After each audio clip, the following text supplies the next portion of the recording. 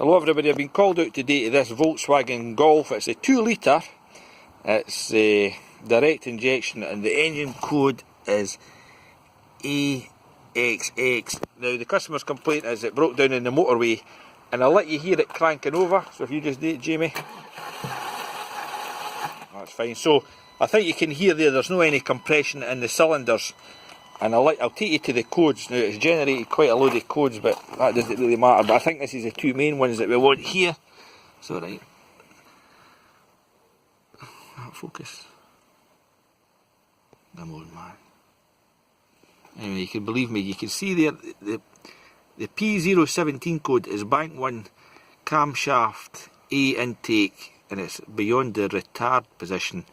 And then there's another camshaft code, the 00834.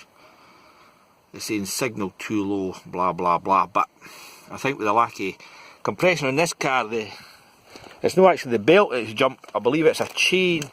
It's at the right hand side of the engine here, and I think these are quite notorious. So it's in there. Now the guy had complained about a rattle off this engine. I think you can see it in my previous videos. So the next place we need to go is in there and check that chain to see if it's. In fact, we could probably see it for the. In here. Jamie, go and crank that out, son.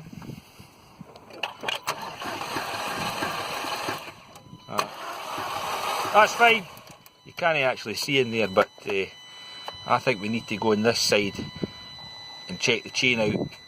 And does anybody know if this is an interference engine? Because it's a 2 litre petrol, and because if it is an interference, maybe done its damage. But right enough, you'll never know until you go and check it. So there you go, a Volkswagen Golf 2 litre MPI. Cheers. So my friend's just going to crank this engine over, and you can see the front camshaft doesn't turn but the back one does. Go for it, Derek.